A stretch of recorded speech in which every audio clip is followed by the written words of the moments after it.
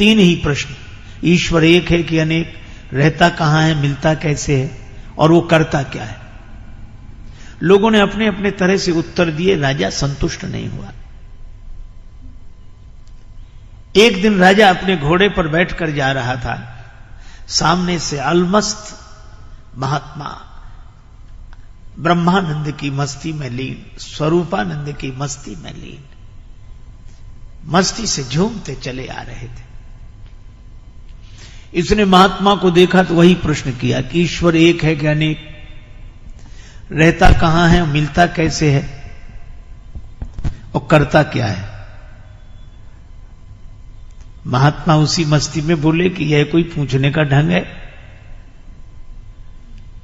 तुम घोड़े पर बैठे हो, हम रास्ते में खड़े हैं, अरे पहले कहीं ठहरा,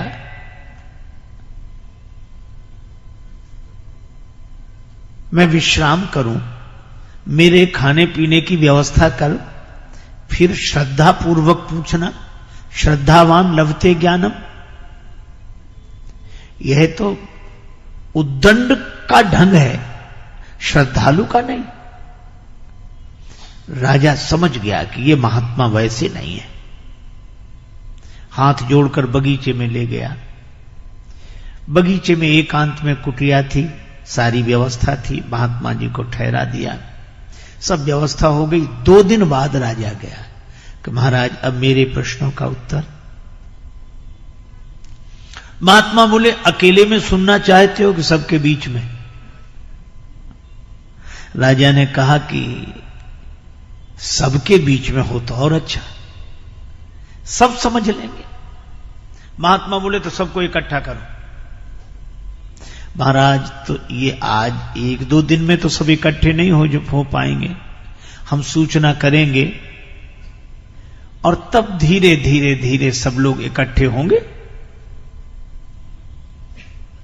महात्मा ने कहा तो हमें भी कोई जल्दी नहीं है, आराम से इकट्ठा कर लो सबको, और जब सब इकट्ठे हो जाएंगे तभी हम उत्तर देंगे।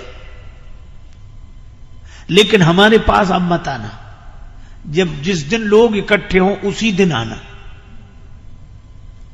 और हम आराम से रहेंगे। राजा चला गया। 1 महीने बाद की तिथि निश्चित हुई। उस दिन दरबार में सभी लोग एकत्रित होंगे, महात्मा प्रश्नों का उत्तर देंगे। राजा ने आना बंद कर दिया। महात्मा अपना बगीचे में भगवान का ध्यान करें, पूजा पाठ करें, मस्ती से आत्मचिंतन करें, आनंद से रहें। शाम को घूमने जाते, खेत पर एक किसान काम करता, सवेरे मिल जाता, शाम को मिल जाता। महात्मा ने उससे मित्रता कर ली और किसान से कहा कि कभी हमें काम पड़े तो हमारा कहना मानोगे, जो आज्ञा महाराज। अब 3 दिन बचे उस तिथि में। महात्मा ने किसान से कहा कि हमें जरूरी काम अब आ गया है, कल तक बता देंगे। महाराज बताओ, बता देंगे। अब जब 2 दिन बचे तो महात्मा ने कहा कि अब बताएं। हाँ, अच्छा कल बताएंगे। अच्छा ठीक है। 1 दिन बचा तो महात्मा ने कहा कि तुम महात्मा बन जाओ। अरे बोले महाराज हमारा परिवार घर बार, हम ऐसे कैसे। महात्मा बोले वैसे नहीं, महात्मा होने के लिए नहीं कह रहे हैं, महात्मा बनने के लिए कह रहे हैं। सचमुच होना तो कठिन है, साधु होना कठिन है। चढ़ना पेड़ खजूर, चढ़े तो चाखे प्रेम रस, गिरे तो चखना चूर। होना कठिन है, पर बनने में क्या कठिनाई। तो बोला महाराज, महात्मा बोले 1 दिन के लिए बन जाओ। ठीक है महाराज, सिर मुड़ा लेते हैं, आपकी तरह कपड़ा पहन लेते हैं। और महात्मा बोले एक शर्त और। क्या? अपना लिबास हमें दे दो, हम किसान बने तुम महात्मा बनो। अच्छा महाराज यही भी। अब महात्मा बन गए किसान, बड़ी बड़ी दाढ़ी बाल और किसान के कपड़े पहने, महात्मा के सामने हाथ जोड़े और किसान बन गया महात्मा। महात्मा बोले डरना नहीं, राजा के सामने चलना है। फिर राजा पूजा करेगा, आरती करेगा, प्रणाम करेगा, तुम डरना नहीं। वो बोला महाराज ये तो सब ठीक, लेकिन राजा साहब जब प्रश्न करेंगे सिंहासन पर बिठा के, तब महात्मा बोले हम तो साथ में हैं, कह देना ये तो हमारा घास छीलने वाला जवाब दे देगा, फिर हम जवाब दे देंगे। हाँ ये ठीक है। महात्मा गए। अब वेश से वो साधु दिखे, अब राजा को संदेह हो, लेकिन अब क्या करे, प्रणाम किया, पूजा की और आरती। महाराज विराजे ऊंचे आसन पर, महात्मा के वेश में किसान था वो बैठा, और महात्मा किसान के वेश में नीचे बैठे, सिर झुकाए। राजा ने कहा कि महाराज हमारे 3 प्रश्न हैं, आपने कहा था हम उत्तर देंगे। हां बोलो। पहली बात, ईश्वर एक है कि अनेक? दूसरी बात, वो रहता कहां है, मिलता कैसे है? तीसरी बात, वो करता क्या है? वो किसान तो पहले से पढ़ा हुआ था, कहने लगा राजा साहब क्या साधारण सवाल पूछे हैं, इन प्रश्नों का उत्तर तो हमारा घास छीलने वाला किसान दे देगा। राजा को लगा कि इतना सब आयोजन किया और ये कहते किसान दे देगा, पर महात्मा बैठे थे किसान के रूप में, कहने लगे हां राजा साहब पूछो, मैं उत्तर दूंगा, गुरुजी ने हमें सब बता दिया, मैं उत्तर दूंगा, पूछो। अच्छा चलो भाई किसान तुम ही बताओ। राजा ने कहा कि वह ईश्वर एक है कि अनेक? किसान ने कहा कि राजा साहब मैं बिना पढ़ा लिखा किसान, और आप पढ़ाई लिखाई के सवाल पूछते हो, कोई एक है कि अनेक है, तो फिर निर्णय कैसे हो? एक काम करो राजा साहब, आप कुछ मणियां मंगा लो, ठीक है, गिनना आप, फैसला हम करेंगे। राजा बोला ये ठीक है। एक थाल में मणियां आ गई। अब राजा ने गिनना शुरू किया, एक मणि उठाई, और एक मणि उठाकर राजा बोला 1। किसान ने कहा बिल्कुल ठीक, रख दो, रख दी। अब दूसरी मणि उठाई, राजा बोला 2।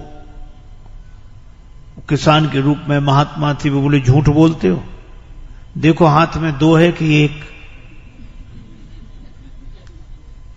कहा है तो 1। बोले फिर 2 क्यों कहते हो? महाराज लिखा है ऐसा।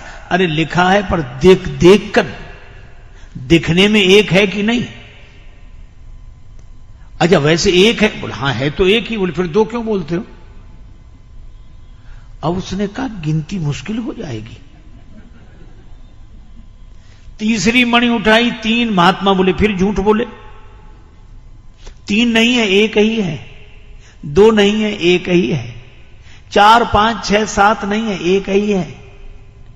1 के बाद भी 1 ही है, लेकिन वह 1 ही जब दूसरी बार किसी के अनुभव में आया तो 2 हो गया, तीसरी बार किसी के अनुभव में आया तो 3 हो गया, चौथी बार किसी के अनुभव में आया तो 4 हो गया, 5वीं बार किसी के अनुभव में आया तो 5 हो गया, पर वह है 1 ही, 1 ही, 1 ही। राजा सोचे कि बात तो ठीक कह रहे हैं और दिखाई भी 1 ही दे रही है, हम चाहे 2 कहें चाहे 3 कहें, है तो 1 ही। और महात्मा बोले जरा 1 के पहले गिनो, तो 1 के पहले तो 0 है।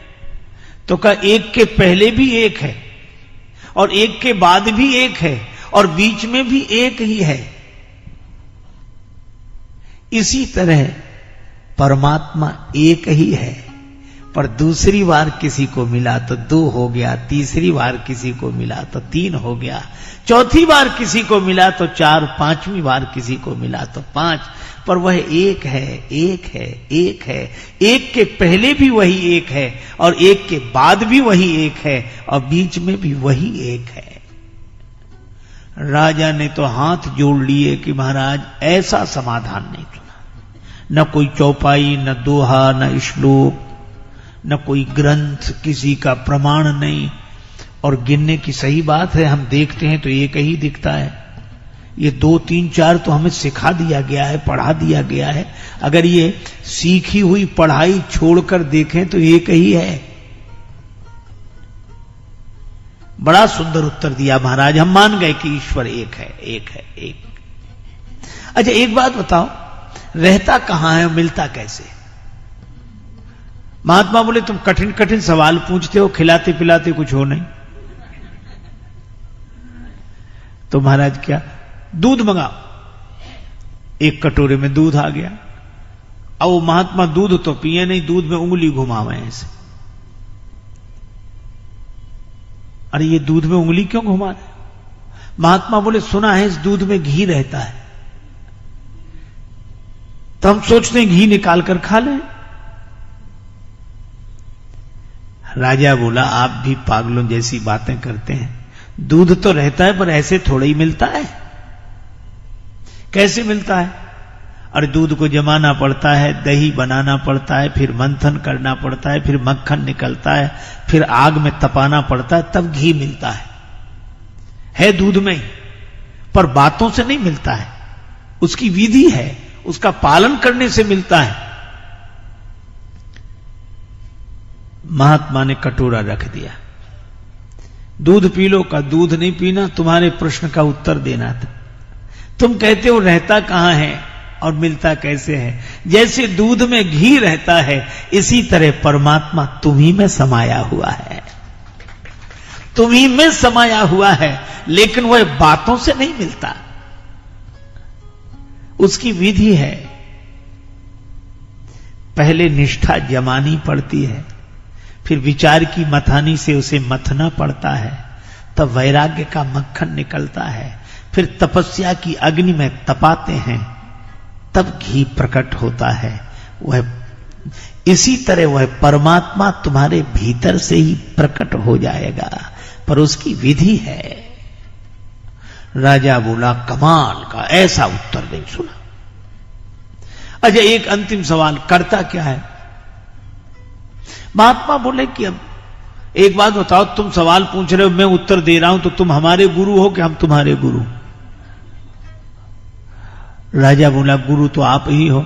महात्मा बोले फिर ये कोई ढंग है कि तुम सिंहासन पर राजा बने बैठे रहो, हम नीचे बैठे रहे? फिर उतरो नीचे।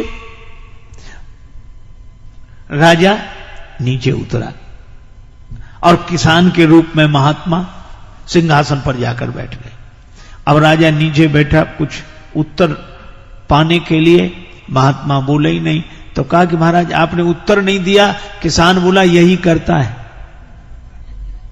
राजा को किसान की जगह बिठा देता है, किसान को राजा की जगह बिठा देता है। बड़ों को छोटा बना देना, छोटे को बड़ा बना देना, यही उसका काम है, रोज यही करता रहता है। मसकई करई विरंज प्रभु अजहि मसकते ही। भगवान श्री सीताराम जी के गुणग्राम के इस पवित्र वन में विहार करने वाले कवीश्वर और कपीश्वर, कवीश्वर श्री वाल्मीकि जी और कपीश्वर श्री हनुमान जी, इनकी मैं वंदना करता हूं। अरण्य, पुण्यारण्य भगवान के गुणों का वन है। अच्छा देखो, वन में वन की बात, यह भी तो श्री वृंदावन है, और वृंदावन में एक और वन, श्री सीताराम जी की कथा का वन, सीताराम गुणग्राम पुण्यारण्य। अच्छा इसमें कौन है दो का, कवीश्वर और कपीश्वर? तो वाल्मीकि जी कौन है? वाल्मीकि जी के लिए कहा गया वंदे वाल्मीकि कोकिलम। वाल्मीकि जी कोयल हैं और श्री हनुमान जी, हनुमान जी चित्रकूट में बोले, वह भी सिय रघुवीर स्नेह बन है, पर किस रूप में बोले? श्री रघुवीर खड़े हैं सन्मुख, तुलसी तू क्यों रोता, सफल करो दृग, सफल करो दृग हनुमान जी, बोले बनकर तोता। सुनकर दशा आपकी भई बहुत बेहवल सी, गुण गायक सीताराम जी के।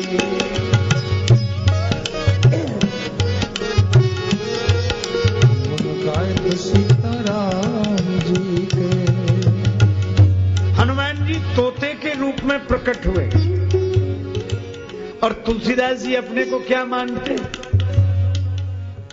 कीर जो नाम रटे तुलसी। तुलसीदास जी कहते मैं भी कीर हूं, तोता हूं। क्यों? बोले तोते का शिष्य तो तोता ही होगा। और हनुमान जी कौन है? का जय जय जय हनुमान गुसाई, कृपा करो गुरुदेव की नाई। तो मानो कोकिल हैं वाल्मीकि जी और कीर हैं तुलसीदास जी। तो ये कोयल और तोते से ही तो वन की शोभा है। तो भैया यही बात है कि कवीश्वर और कपीश्वर, मानो सीताराम जी के गुण समूह के पवित्र वन के कोकिल हैं वाल्मीकि जी और कीर हैं श्री हनुमान जी। कवीश्वर कपीश्वरौ, मैं श्री वाल्मीकि जी की और श्री हनुमान जी की वंदना करता हूं। इसके बाद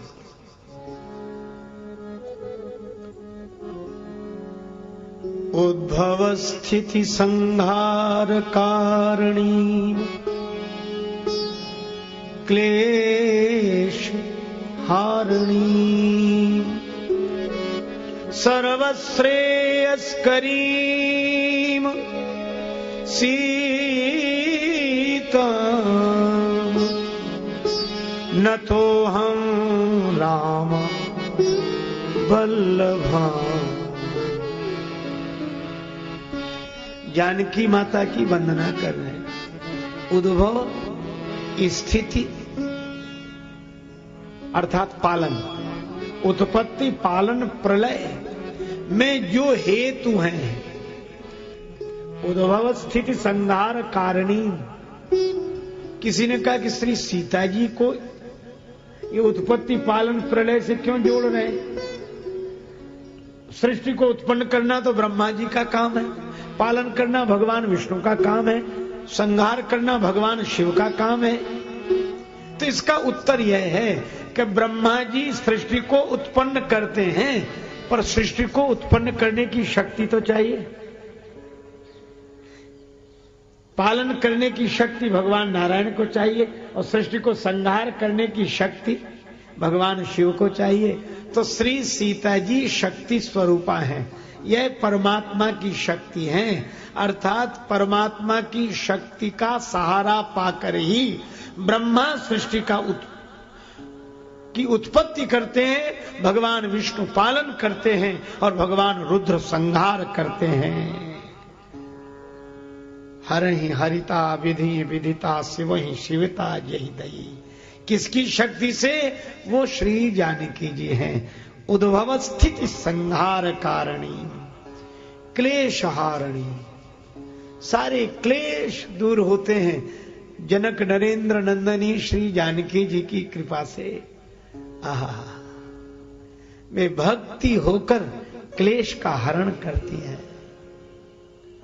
सर्वश्रेयस्करी, और वे शक्ति होकर तो ब्रह्मा को, विष्णु को और शिव को सृष्टि के उत्पत्ति पालन प्रलय की शक्ति देती हैं। भक्ति होकर क्लेश का हरण करती हैं।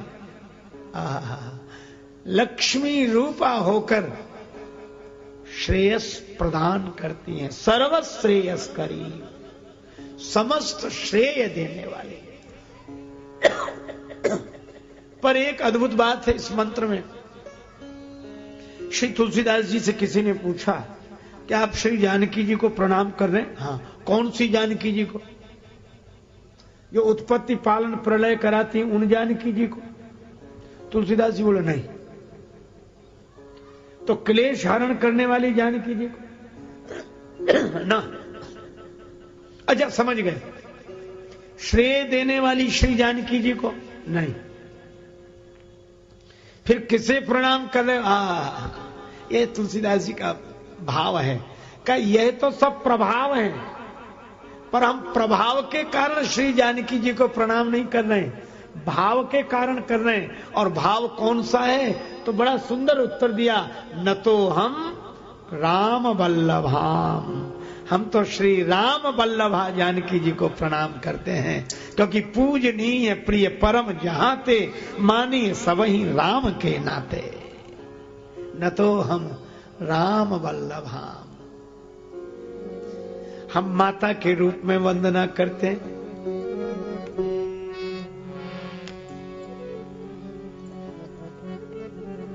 सिर पर सीताराम फिकर फिर क्या करना, सिर पर सीताराम फिकर फिर क्या करना, सिर पर सीताराम फिकर फिर क्या करना, सिर पर सीताराम फिकर फिर क्या करना, बिगड़े बनेंगे काम फिकर फिर क्या करना, बिगड़े बनेंगे काम फिकर फिर क्या करना।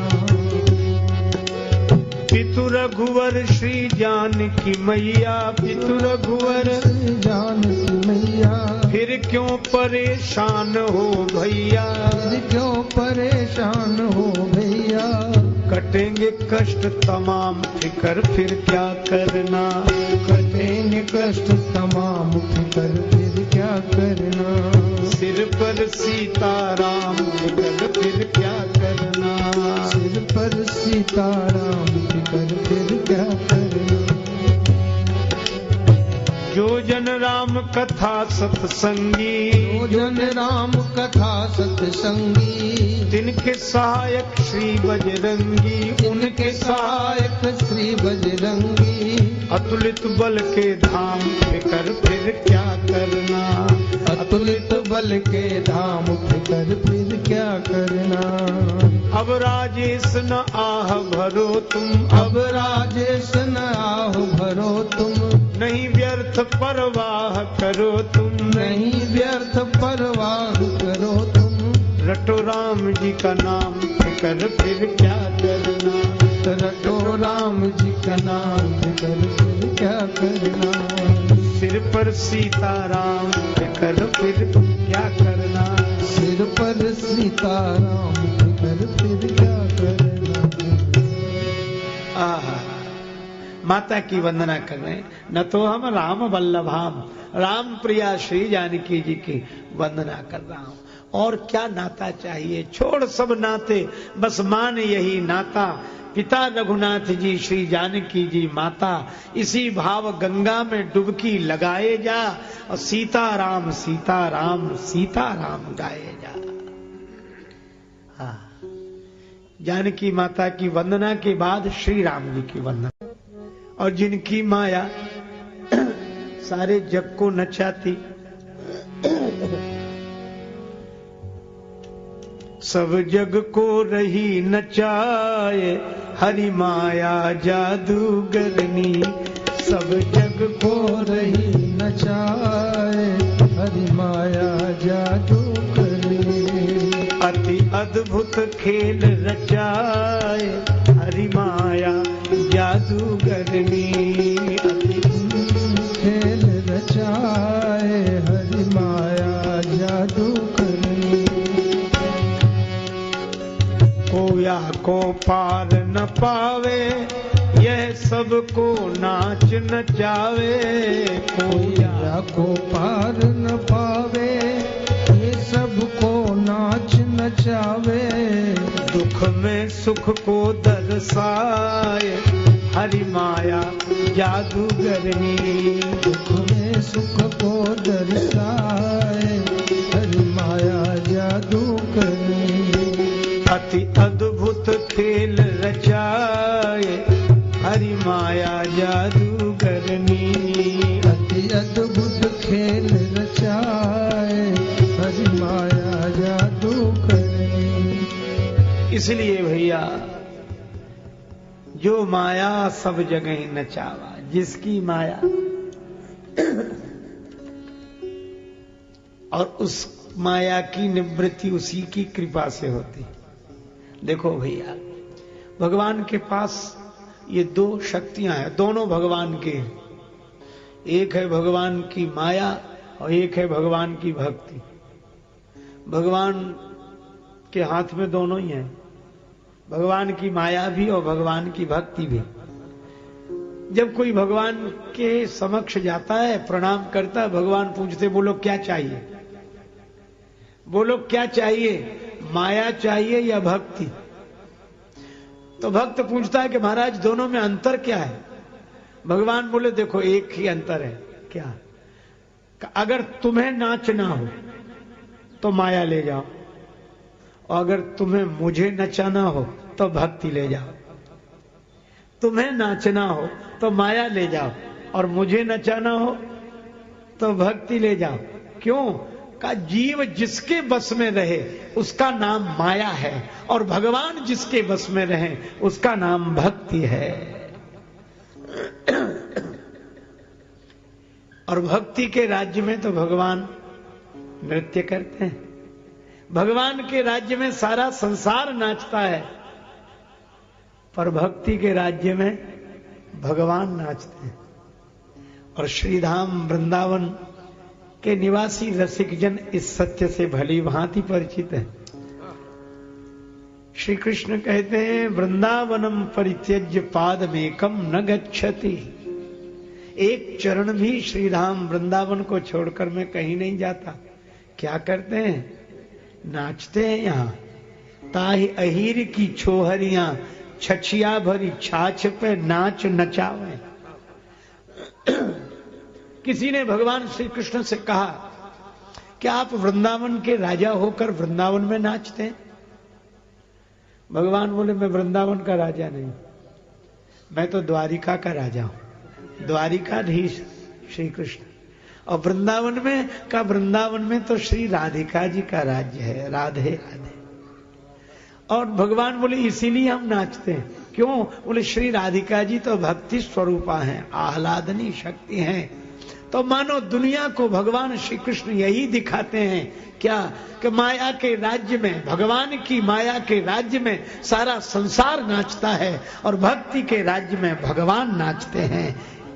यह भक्ति की विशेषता है। भगवान कहते हैं कि माया को ले जाओगे तो तुम नाचोगे, और भक्ति को ले जाओगे तो हम नाचेंगे। नाना भांति नचायो भक्तन ने मोको नाना भांति। और इसीलिए भक्ति की अपनी महिमा है। वंदे हम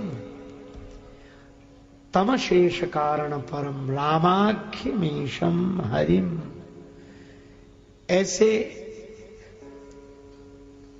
सच्चिदानंद ब्रह्म श्री राम जी को श्री तुलसीदास जी सच्चिदानंद ब्रह्म के रूप में निरूपित करते हैं। और ठीक उसी तरह जैसे भगवान श्री शंकराचार्य ने ब्रह्म निरूपण किया है।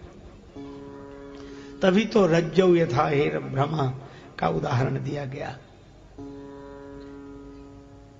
और श्री राम जी की वंदना के बाद नाना पुराण निगमागम सम्मतम रामायण निगदितम क्वचिदन्यतोपि स्वांत सुखाय तुलसी रघुनाथ गाथा भाषा निबंध मति मंजुल मातनोति। श्री रामचरितमानस के बारे में कहते हैं नाना पुराण निगमागम। पुराण निगम आगम सम्मत यह ग्रंथ है। श्री रामचरितमानस पुराण सम्मत है, श्री रामचरितमानस श्रुति सम्मत है, श्री रामचरितमानस शास्त्र सम्मत है। अच्छा देखो, 3 से जुड़ा। पुराण भक्ति देकर मन को आस्थावान बनाते हैं, शास्त्र नियमों का निरूपण करके जीवन को व्यवस्था देते हैं, और वेद ज्ञान देकर अस्तित्व का अनुभव कराते हैं। और हमारे जीवन का चरम परम लक्ष्य यही है, अस्तित्व का अनुभव। अब भगवदीय आस्था और जीवन में नियमानुकूल व्यवस्था, तो आस्था, व्यवस्था, अस्तित्व की अनुभूति, इन तीनों की सम्मति से यह श्री रामचरितमानस, अर्थात श्री रामचरितमानस पढ़ने वाला नैतिक दृष्टि से व्यवस्थित होगा, भक्ति की दृष्टि से आस्थावान होगा, ज्ञान की दृष्टि से अस्तित्व का अनुभव करने वाला होगा। नाना पुराण निगमागम सम्मतम, तन से सत्कर्म, मन से सद्भाव, बुद्धि से सद्विचार, जग की सेवा खोज अपनी, जग की सेवा खोज अपनी, प्रीति प्रभु से कीजिए, जिंदगी का राज है यह जानकर जी लीजिए, यही जीवन का सत्य है। देखो, कुछ ना कुछ किए बिना हम नहीं रह सकते, किसी ना किसी को माने बिना नहीं रह सकते, कुछ ना कुछ जाने बिना नहीं रह सकते, तो कुछ ना कुछ किए बिना तन के स्तर पर नहीं रह सकते, तो तन से सत्कर्म, किसी न किसी को माने बिना नहीं रह सकते तो भगवान को माने, कुछ न कुछ जाने बिना नहीं रह सकते बुद्धि के स्तर पर तो अपने आप को जाने। यह रामचरितमानस निगम, पुराण और शास्त्र सम्मत है। पर श्री तुलसीदास जी कहते यद्यपि रामायण निगदितम, पर क्वचित अन्योपि, कुछ और भी। अरे भाई, इससे कुछ और क्या है? कहा कि भाई शास्त्र, पुराण, श्रुति सम्मत तो यह ग्रंथ है ही, लेकिन इसमें महापुरुषों की वाणी, संत जनों की वाणी, आप्त वाक्यम प्रमाणम, वह भी तो कहा ही जाता है। तो आप्त जनों की वाणी है, भगवान नाम का विशेष प्रभाव है, यही मां रघुपति नाम उदारा, क्वचित अन्योपि। इस तरह श्री रामचरितमानस के स्वरूप का वे वर्णन करते हैं। लेकिन एक बात है, यह कथा कहते किसके लिए? स्वांतः सुखाय, अपने अंतःकरण के सुख के लिए। अच्छा, एक मैं और आपसे निवेदन करूं, रामचरितमानस आरंभ होता है स्वांतः सुखाय से, और रामचरितमानस का विश्राम होता है उत्तरकांड में, जो अंतिम श्लोक है वहां लिखा स्वांतस्तमः शांतये, अपने अंतःकरण के तम को शांत करने के लिए, अज्ञान को नष्ट करने के लिए। स्वांता सुखाय और स्वांतस्तमः शांतये। आहा, कथा किसको सुना रहे? तुलसीदास जी से पूछा गया कि आपने अपने गुरुदेव से कथा सुनी? हाँ, मैं पुण्य निज गुरु सन सुनी, कथा सुसूकर खेत। गुरु कृपा से समझ में आई? हाँ, कुछ दिन बाद आई, पर थोड़ी थोड़ी आई। अच्छा, आपने समझ ली कथा? हाँ, तो अब तो आप कथा सुनाने लगे होंगे। हाँ, किसको सुना रहे?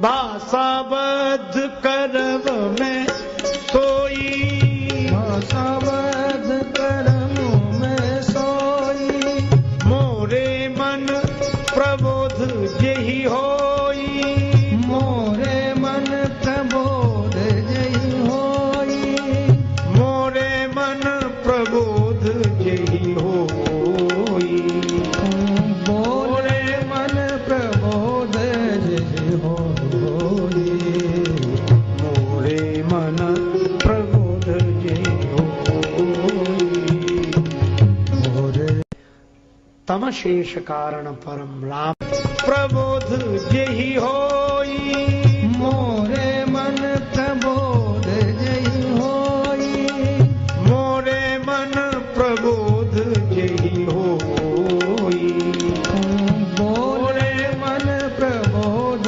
जेहि होई, मोरे मन प्रबोध जेहि होई, मोरे मन प्रबोध जेहि होई। मैं अपने मन को कथा सुना रहा हूं, और यह, अच्छा, आप अपने मन को कथा सुना रहे हैं? हाँ, तो एक परंपरा है, क्या? कथा कहने वाला बीच बीच में श्रोता का नाम लेता है। जैसे भगवान शंकर पार्वती जी को कथा सुना रहे हैं, तो वे क्या कहते हैं? उमा कहाऊं मैं अनुभव अपना, सत हरि भजन जगत सब सपना। यह वही भावानुवाद, ब्रह्म सत्यम जगन मिथ्या, सत हरि भजन जगत सब सपना। शंकर जी नाम ले रहे श्रोता का, उमा काहू में अनुभव अपना, सत हरि भजन जगत सब सपना। कागभूषुंड जी गरुड़ जी को कथा सुना रहे तो वे श्रोता का नाम लेते, निज अनुभव अब काहू खगेशा, बिनु हरि भजन न जाहि कलेशा। याज्ञवल्क्य जी भरद्वाज जी को कथा सुना रहे हैं तो वो भी नाम लेते हैं, भरद्वाज सुनु जाहि जब होई विधाता बाम, धूरि मेरु सम जनक जमताहि ब्याल समदाम। वे भी कहते हैं भरद्वाज सुनु। अच्छा भैया एक बात और है, क्या श्री तुलसीदास जी क्या अपने श्रोता का नाम लेते हैं?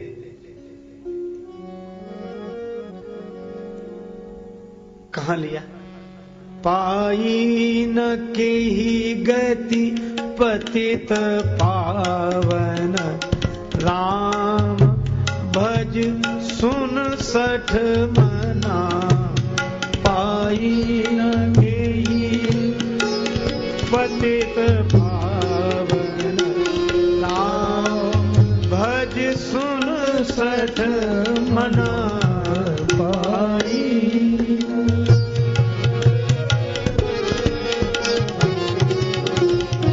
राम भज सुन सठ मना पाई।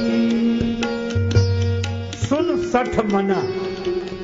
तो मैं आपसे निवेदन करूं, श्री तुलसीदास जी महाराज का श्रोता मन है, वे अपने मन को कथा सुना रहे हैं। हम लोग अपने मन से कथा सुनाते हैं चाहे जिसको, पर तुलसीदास जी महाराज अपने मन को कथा सुना रहे। और मुझे तो लगता है कि संत श्री तुलसीदास जी महाराज की साधना पद्धति दो रूपों में दिखाई देती है, दो ही काम उन्होंने किए। रामचरितमानस में तो भगवान की कथा मन को सुनाई, और विनय पत्रिका में मन की व्यथा भगवान को सुनाई। मेरो मन हरिजू हठ न तजय, यो मन कबहू तुम ही ना लाजो। ऐसी मूढ़ता या मन की, कितना बढ़िया संकेत है। मानो श्री तुलसीदास जी कहते हैं कि हमारे तो जीवन की साधना का यही सफल सूत्र है, क्या? का मन को भगवान की कथा सुनाना और मन की व्यथा भगवान को सुनाना, और काम दोनों से ही बन जाता है। चाहे तो मन भगवान की कथा सुन ले और चाहे मन की व्यथा भगवान सुन ले। इसलिए श्री तुलसीदास जी कहते हैं, स्वांत सुखाय तुलसी रघुनाथ गाथा, भाषा निबंध मति मंजुल मात नोती। भाषाबद्ध। अच्छा, भाषा में क्यों? क्या श्री तुलसीदास जी देववाणी के विद्वान नहीं है? उनके रचित श्लोकों को देखिए, पता लगता है। लेकिन उनसे जब किसी ने कहा कि आपने संस्कृत में नहीं लिखी श्री राम कथा, दोहावली में उत्तर देते हैं, का भाषा का संस्कृत, प्रेम चाहिए साँच। का भाषा का संस्कृत, प्रेम चाहिए साँच। और काम जो आवे कामरी, तो काले करे कमाच। अगर कम्बल से ही काम चढ़ जाए तो दुसाले की क्या जरूरत है? लेकिन श्री तुलसीदास जी की कृपा है हमारे जैसे लोगों पर। आप लोगों की बात नहीं कह रहा हूं, मैं अपनी बात कह रहा हूं। देखो, एक महात्मा बड़ी अच्छी बात कहते थे। वो कहते थे कि संस्कृत भाषा नारियल, संस्कृत भाषा नारियल की तरह है। एक संत की वाणी है, संस्कृत भाषा नारियल और फोरत में कठिनाई। नारियल को तोड़ो और छीलो।